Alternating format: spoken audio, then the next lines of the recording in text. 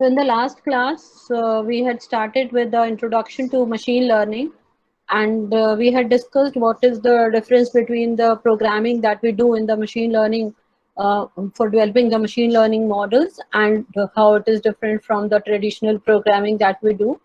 Then we started with the types of machine learning, that is supervised machine learning, unsupervised machine learning, and reinforcement learning. So we had among these three types, we started with the unsupervised machine learning, which is really known as the clustering.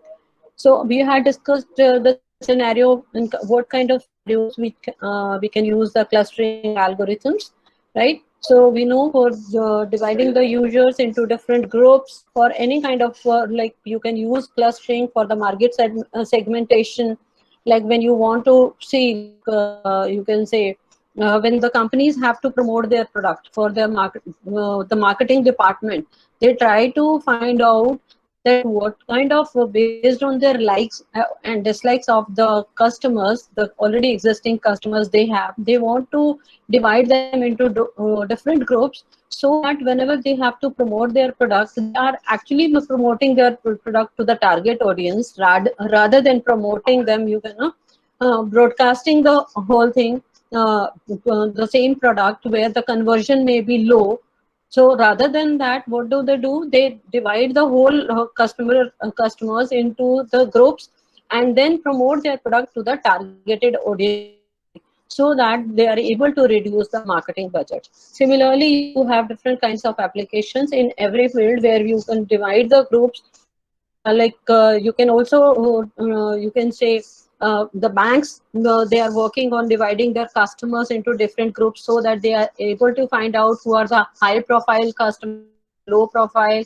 Or you can say for the loans also, they can say see the performance on the basis of the various customers which they are dealing with. So you can say the clustering algorithms are used for various real-time applications. Now, when we talk about the clustering algorithms, we have a plethora of algorithms which are already existing. So you can refer to the various data mining books. The data mining books are the best to provide the various kinds of clustering algorithms which are existing.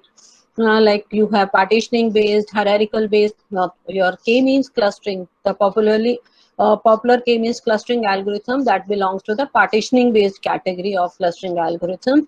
Then you have hierarchical algorithm, if you have heard of agglomerative clustering, then density based, grid based, model based. So we have different types of clustering algorithms.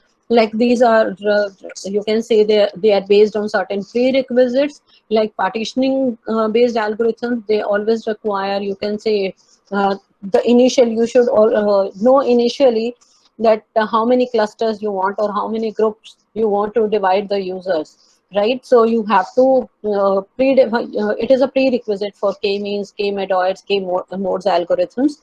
And if you don't know that how many groups you want to create, so on the basis of the information, the data that you have, you just want to see the best number of clusters, what is the best number of groups that can be created on the basis of the data that you have. So you can go for the hierarchical based clustering algorithms. Similarly, you have certain different kinds of clustering algorithms. If you are interested to go for details, see, these clustering algorithms will be studied in, you know, when you go to the higher classes. So you will be going into the deep details. Or you, if you are also studying some data mining course, you may come across these various kinds of algorithms. And if you want to study, you can refer to the any of the data mining. Like one of the books is Han and Capper, that is very good book for the data mining. So you can refer to these books for the you know, detailed understanding of these clustering algorithms.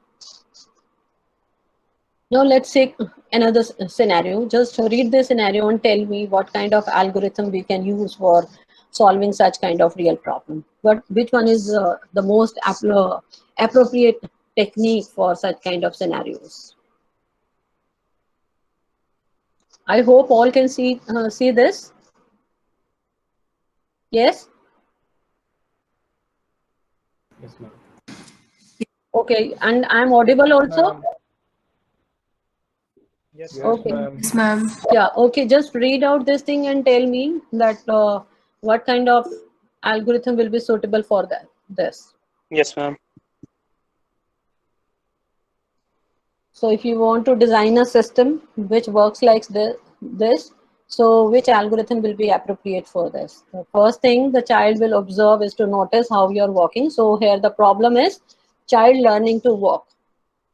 If you want to develop, you can say this is a scenario where a child is learning to walk. So here the scenario is showing how the child observes the environment and then follows the steps accordingly, and the various kinds of challenges the child has to face during this whole process of learning, and how it adapts to the environment over a period of time.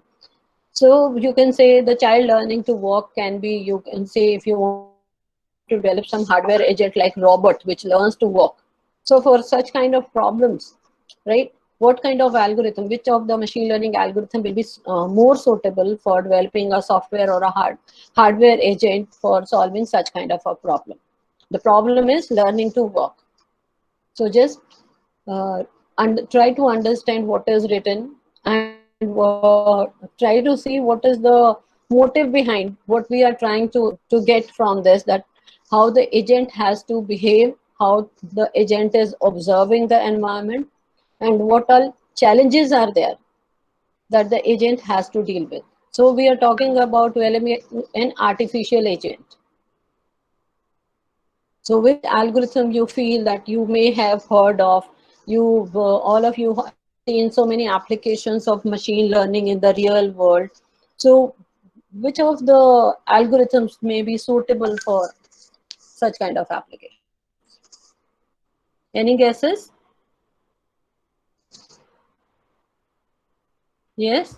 Reinforcement learning. Why do you feel so? Ma'am, because reinforcement learning is basically based on rewards and penalty, right? Right. The basic idea behind it. So we can, develop a model around it, like when it takes a right step or when it successfully dodges a obstacle, we give it a reward, and when it fails to do so, we penalize it.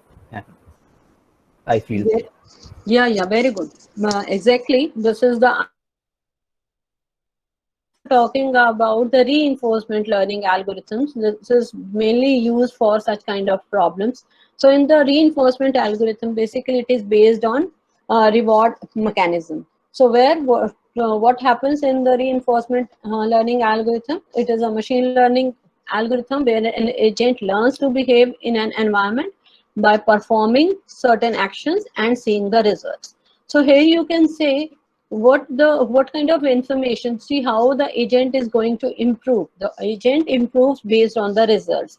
So that means when an agent performs a particular action, and corresponding to that action, if the agent is getting some reward, like if you all of you must have seen at your home that when a small child is there in the crawling stage and we want a child to learn to start walking, and we just make out efforts that the child first has to get up, and the moment the child takes a one step, we are giving some hugs, we are clapping, or giving certain chocolates, whatever the child is looking for. So that is a kind of reward, and the child feels that the child has taken a right action. So similarly, in the, you can say, when we are talking about developing these artificial agents, the reinforcement mechanism is, that means reinforcement means giving some reward, and then we are enforcing the same behavior in the same situation in the future also. So you can say the agent is learning that at this particular point, whenever in the future agent come across the same kind of situation, then the agent is going to take this action.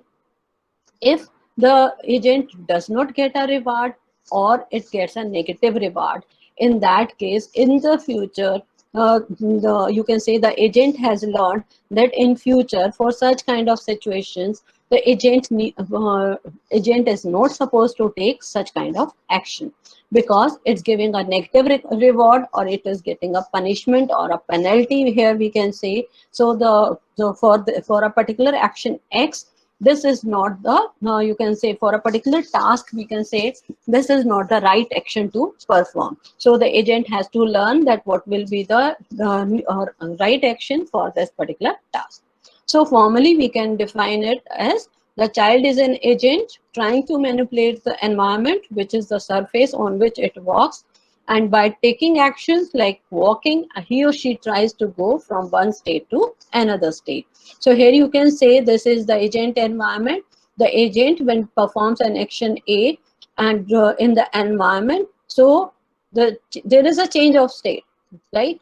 When the child was sitting, the child gets up, or when the child was standing, child takes one step ahead in any direction. So there is a change in the state, and for the correct change in state, that means for the right action, the child is getting a reward, and for a wrong action, it may be no reward or it may be some penalty, or that is, you can say, when you implement this, you can say in the real life for solving any kind of problem. So Yes, I was ma'am. telling about the, you can say the formally, how do we define the reinforcement learning?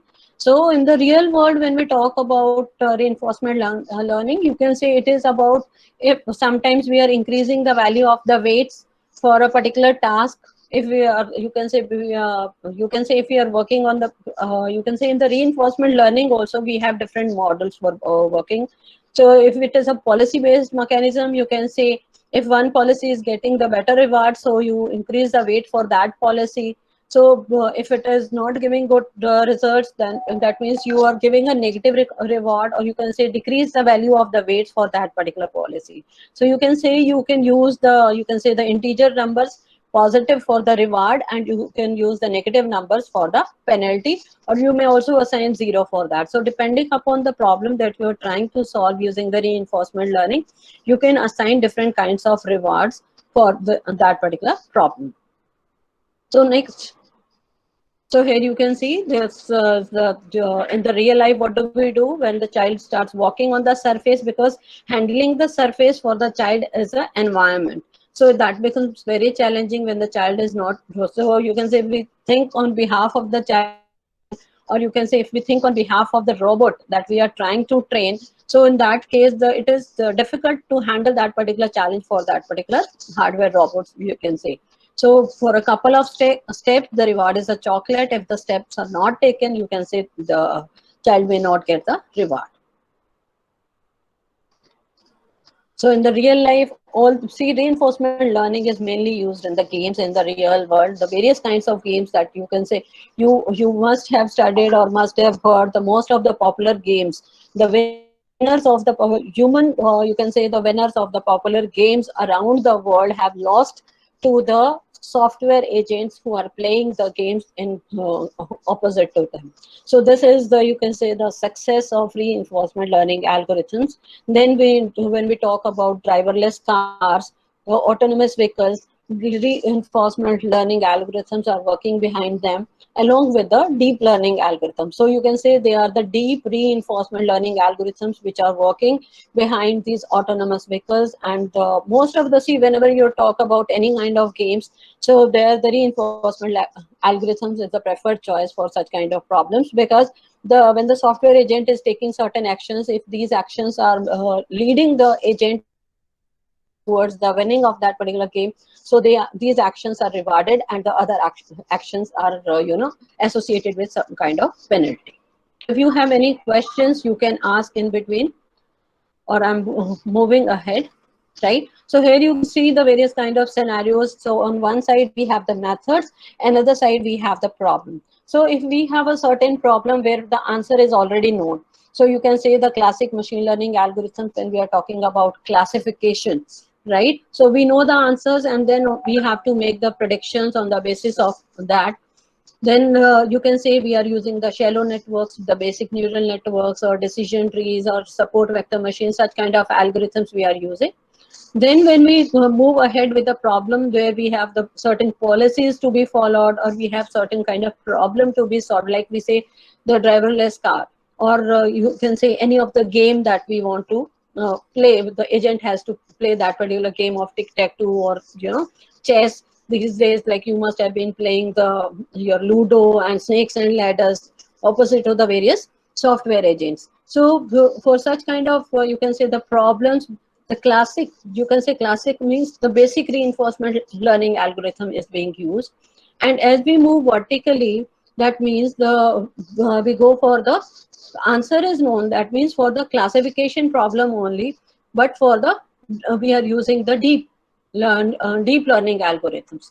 So we move from the simpler methods to the complex methods which are used for solving the complex problems like deep learning algorithms. You know, the CNN model is most popularly used for the classification of the images. So you can say for such kind of problems we are using the deep learning algorithms. And then we move on to, as we see the complex, the problem has become more complex, and and we need the higher methods, the complex methods, you can say, which can give us good accuracy for solving the problems. So we go for deep reinforcement learning. Like I said, the complex games that we talk about, then the autonomous vehicles we talk about, there we are using the deep reinforcement learning algorithms. So you have to understand the problem first, what kind of problem it is. If it is a simple problem, we should go for, see the you should always first try to solve your problem using the simple methods.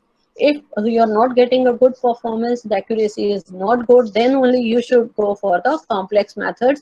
Because when we use the complex methods, that means we are also increasing the computational complexity of the problem. So we cannot say it may be. So when you do the cost benefit analysis, it may be that you can say your accuracy is just increased by 2% and the cost is increased by 50%. So you can, nobody is going to accept such kind of solutions where you are you are increasing the complexity unnecessarily. So we have to see, everywhere everybody is looking for the simpler solutions, not the complex solutions. So now we move on to the next problem, where you can say we want to develop a machine which can tell us whether what is this object written over here.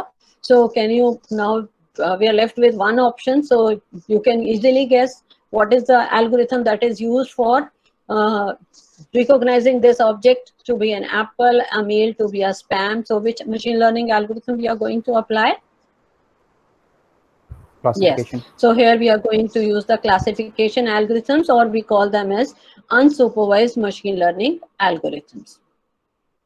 So in the supervised machine learning algorithms, so in that means in the supervised machine learning algorithms, we already know. So we are given certain examples. On the basis of these examples, the machine is learning that if the machine comes across certain object, which whose picture is like this, picture is represented in the form of the pixels. If there is certain kind of pixels it comes across, that it has to tag it with the particular name, that is the apple.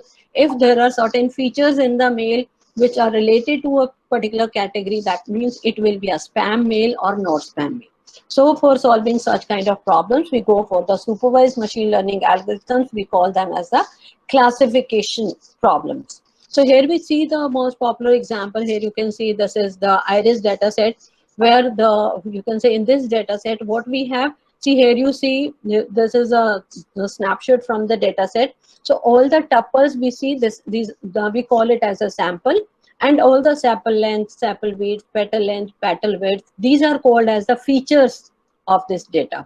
So 1, 2, 3, that means we are talking about, we are talking about 150 flowers with 4 features. And the last one, in most of the cases, if you are getting some data set and it is a classification data set, the last column is the class label, unless it is explicitly written that some other column is a class label. You can say by default the last column will be a class label. So that means if we see the first row, so there are certain values, the numerical values for these features. If these are the width and length of sepal and petal for this flower, then it is labeled as setosa. Similarly, it is also labeled as versicolor or virginica. That means this is a multi-class classification problem, because we are having 3 classes for the flowers. So we can have 2-class classification. We can say that is called as binary classification, where we have only 2 answers. You can say either black, or if we talk about hair color, it may be, you can define it as a binary class problem also, and you can define it as multi-class classification problem also. So you may say that the color is either black or brown, or you can also define it as black, brown, blonde, or gray. So any number of colors you can define for the hairs depending upon the what kind of data set you have available. Or you can say if you take up another data set where only one decision has to be taken, whether you want to buy a computer or not buy a computer. So in that case, again, it is a binary class classification problem. So when we talk about these features, you can say in different kind of applications, you may come across the different names for these features. Some people are calling it as attributes, others are calling as measurements. These are also called as the dimensions in the vector space when we talk about. See, we talk about 2D image, 3D image, 4D image, right? So all these are the dimensions over here. Number, each feature is equivalent to one dimension. So if we talk about, so you can say this is a 4D data set because we have 4 features over here. So 4-dimensional data set. So when we, so depending upon the kind of problem you are dealing with, you may be using the different terms for these features only. So you have to remember, this is very important when you are working in the machine learning field. If somebody uses attributes, measurements, or dimensions, you have to correlate that to the same thing. So attributes and dimensions are, you can say, they are just the synonyms for each other for when we are dealing with the machine learning data sets. So some people may call it as dimensions and others may call it as attributes. And sometimes they are also called as the decision variables, because on the basis of these values only we are going to take the decision whether the particular flower has to be labeled as a setosa flower or the versicolor flower. So if you have any questions related to this, you can ask. So how do we define the classification problem? So given a collection of records, you can say, just a minute. So given a collection of data set, you can say, as I've already told you, we divide the data set into the training set and the test set. So each record contains a set of attributes, and one of the attributes is the class label, as I just explained. So find a model. So what is the goal over here?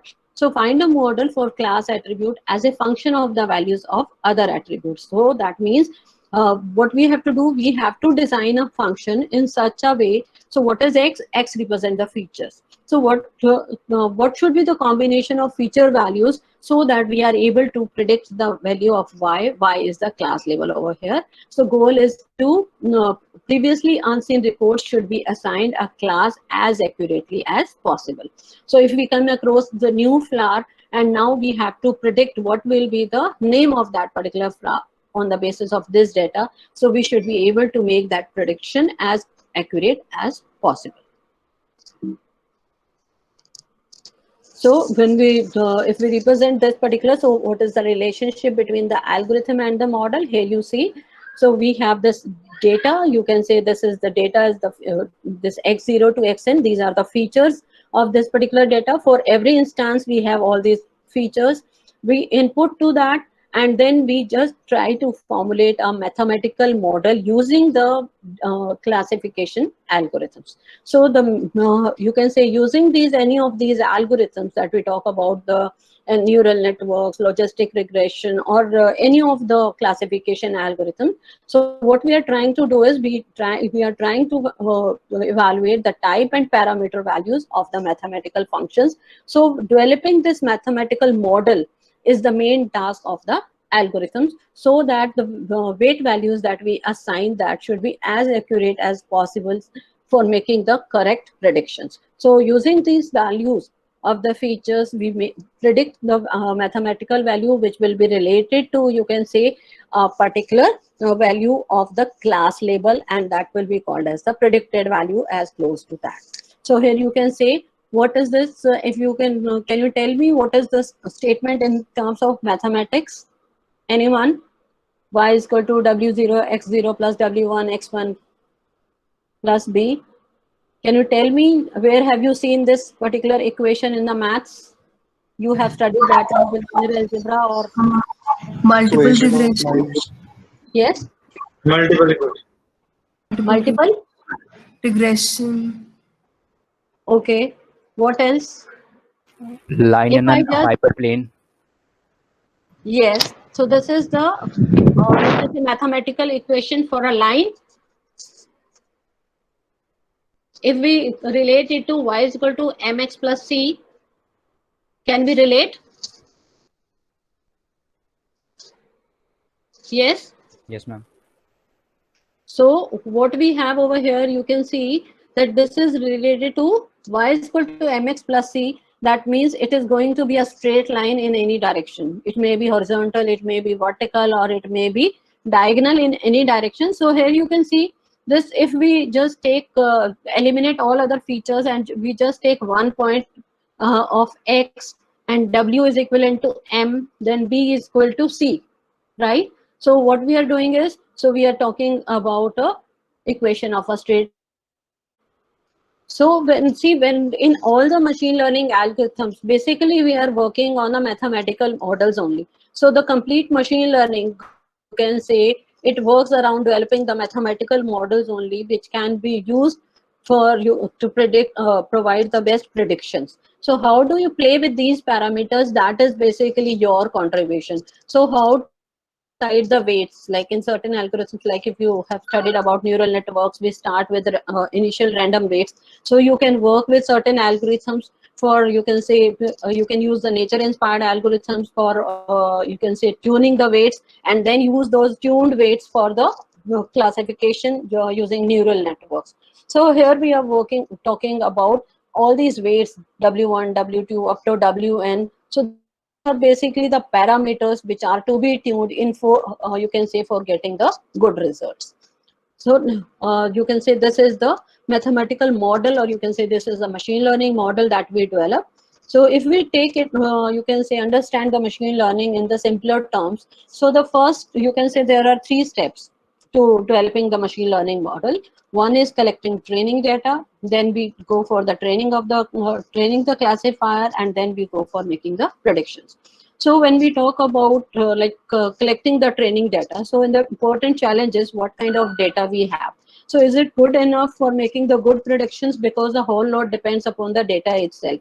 If you have a, you can say, are you having your data is normally distributed? That means all the tuples that you have for the different class labels, they are in good number, or they have a relatively they are in the same ratio that they are available in the data sets. If the data is skewed, you can say, if you are having more of positive data, that means obviously you will be getting more of positive results. If you have a, you can say, the more of negative data, you'll be getting more of negative results. So like if you have data of apples and oranges, and you are developing a classification model, in your data of 100 tuples, you are having 80 tuples of the apple and 80 tuples and 20 tuples of the orange, then we cannot expect the model to perform good for classification of both. So it will be working good for the oranges, but it may not work good for the apples. So we have to see the when we are taking any data, we should understand the data first. That is, we talk about data science. So what is the appropriate distribution of the data, where understanding the various attributes, what kind of data we have in the attributes. So many such kind of analysis, statistics about the data we have to understand. So now if we, let's say, if we have to write a code to differentiate between apple and orange, what are features we are going to take? Yes, any one of you, what will be the appropriate way if we want to develop a system which can classify the apples from the oranges? What are features you'll be taking? Any one of you? color, Color, Okay. size, Color, shape, weight. size, Yes. See, fine. Like shape. let's say, like we say, we take the color, we take the shape, we take the size. Now, what kind of issues we may come across? Now the question is, are these features that we are thinking of, are they good enough for working on any kind of a problem, or we may have to face some kind of problems in the future, right? So if we see the do the feature analysis, that is fine. One of the features is, you can say, the for the apples and the oranges have more of yellow or orange color, and the apples have more of red color, right? So but when we come across the black and white images, these features may not, this color feature is not going to play any role, right? And what if we are only working with the this data set of apples and red apples and yellow oranges, and we get a green apple in the future? How the model will perform? Yes, getting my point what I'm saying? Yes, ma'am. Right. So when we are talking about developing a model, we have to understand what are the limitations. Either we don't claim or we have accommodated, you can say, the enough number of samples for each category so that any kind of new data sample comes across and our model will be able to, make the correct predictions for the label for that particular new object that it comes across. So what we have to understand when we are collecting the training data, we have to avoid the useless features. Say if any feature is not playing a good role, like if we take the that we were talking about in the clustering about the Pizza Hut Center.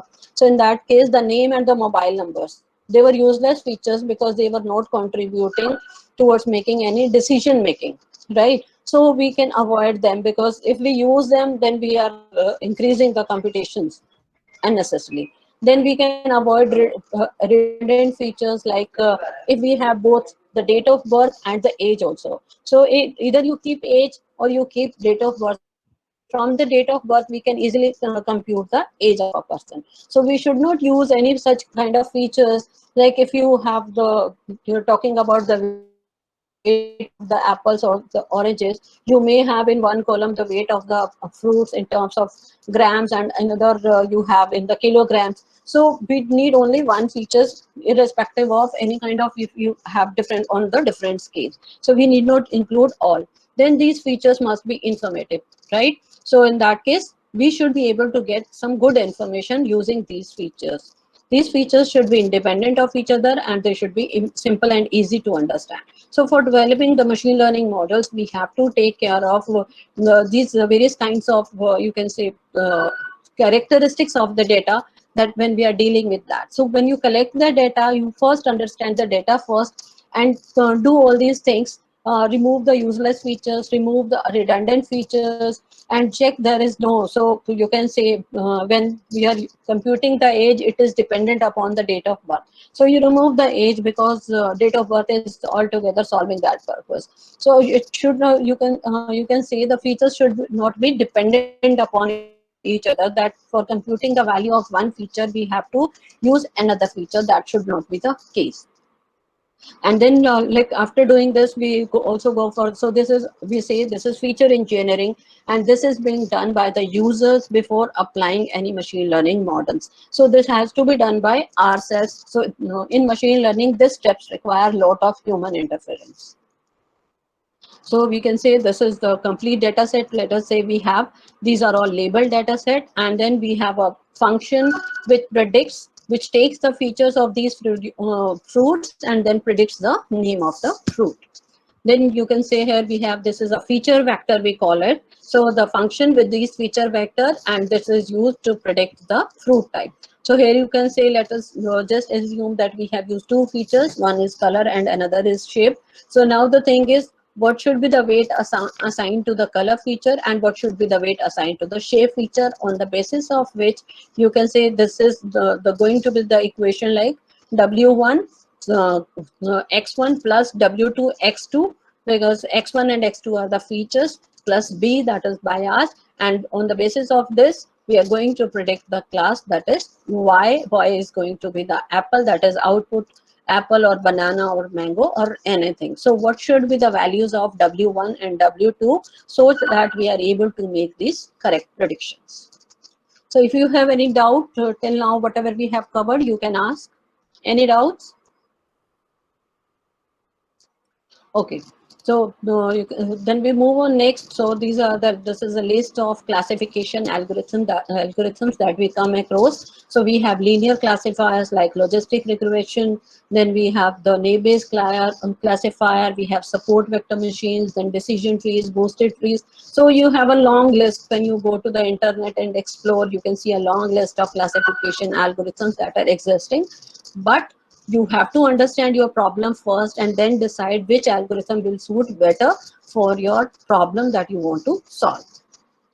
So here you can say this is the complete model for your supervised machine learning. So here we see when we get a data, in the data, first of all, what do? We go for the feature extraction as we had discussed, and we go for feature scaling, so that, see, if you have one feature in the scale of 0 to 1 and another feature is having the values from 5,000 to 10,000, so that feature may try to dominate the other feature which has values in the other scale. So we scale up the whole data so that they are all in, we normalize the data basically, so that all the features, they have data in the same range, and then it is not going to affect your predictions.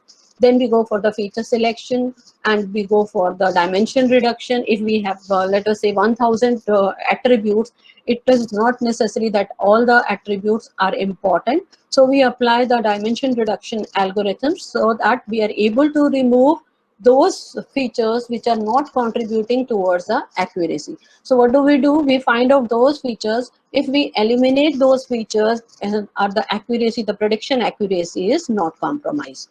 So we, after that, what do? After taking that data sample, the data sample is divided into training data set and the test data set. Then on the training data set, the learning algorithm is applied, and then after, you can say, after the learning model, the final model has been developed, the test data set, it is applied for predicting the labels for the test data set. And once we have evaluated the performance, it is used for making predictions for the new data. So this is the complete model for the machine learning algorithm and the various steps involved. So the first we do go for the pre-processing, then we go for learning, then evaluation, and then prediction. If you have any doubts, you can ask. Yes, anyone having any doubts?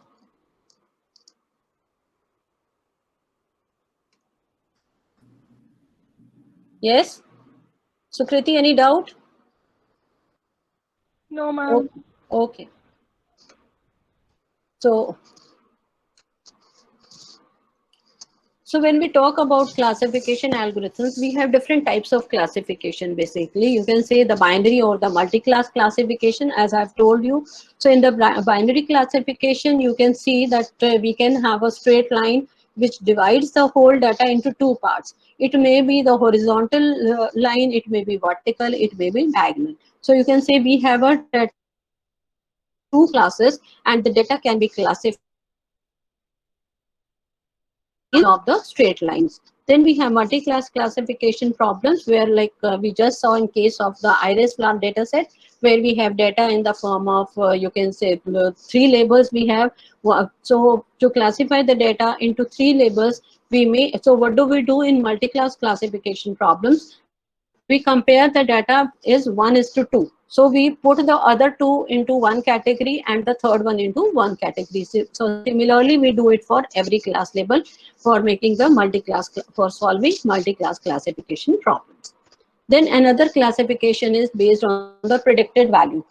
These classification algorithms, if they are predicting the value to be, you can say, the continuous, then we call it as a regression problem. So like, what will be the temperature tomorrow? 84 degrees, 20 degrees, 30 degrees, like that. Or you can say, what will be the price of a house, if you want to predict the price of house. So that is going to be some continuous value. If you want to predict the value of stock, okay, so what will be the value of the stock of a particular company tomorrow or any day? So that is going to be some continuous value. So that is called as regression problem. So we have to use the regression algorithms for solving such kind of problems. Then if we want the values which we are predicting, they are categorical, like it's going to be hot or cold, or you can say whether you want to buy that particular stock or you want to sell that particular stock. So for such kind of problems where the labels that we have to predict are categorical, we call them as classification problems, and we use classification algorithms for solving such kind of problems. Then we have another category of classification, which we call them as linearly separable problems or non-linearly separable problems. So when, like we saw in the binary classification problems, so there also we can have this, any kind of classification problems can be linearly solvable.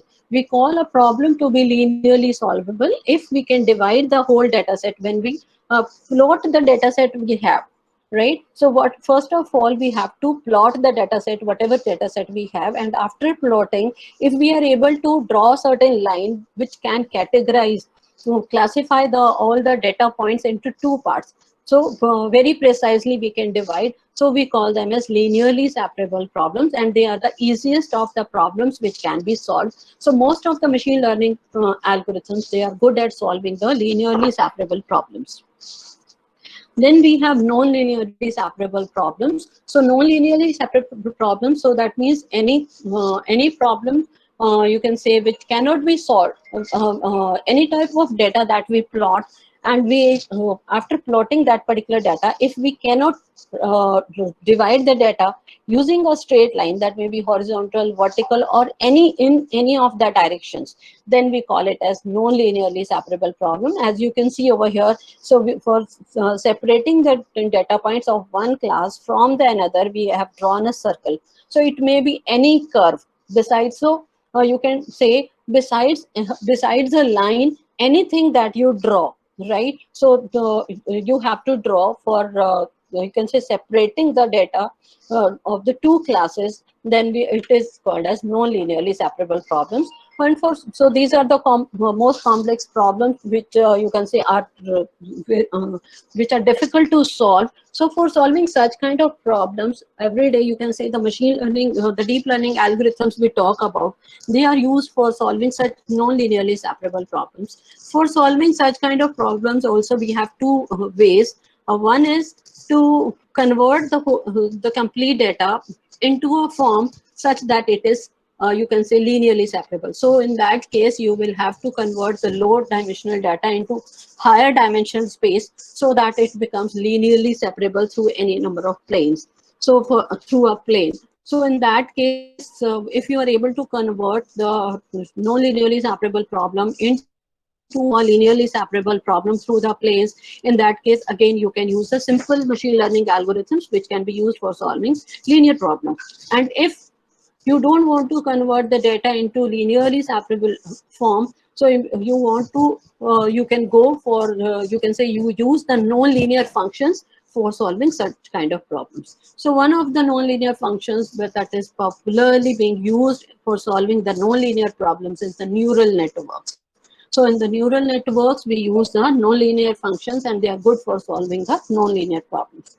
So here we say, besides the various benefits of the machine learning algorithms, why we are moving towards the deep learning is that for a, you can say, up to a certain limit of the data, these traditional machine learning algorithms, they are good for solving the problems. But beyond a particular limit of the data, when the data size of the data increases, like we talk about the big data, the performance of the traditional machine learning algorithms, that goes down, and we are moving towards the deep learning algorithms for whenever we have the large amount of data. For small amount of data, you should go for the machine learning algorithms itself. There is no need to go for the deep learning. So see, the engineers are there to you're gonna simplify the things, not to make the simple things complex. So first of all, you have to get a simple solution. If simple solution is not good enough, then you go for the complex algorithms and move towards the complex solutions. So what is deep learning? Basically, we say it is a representation learning, the automated formation of useful representations from the data, we say. So how do we represent? So we have time. Okay. So this deep learning part I'll take up in tomorrow's lecture, right?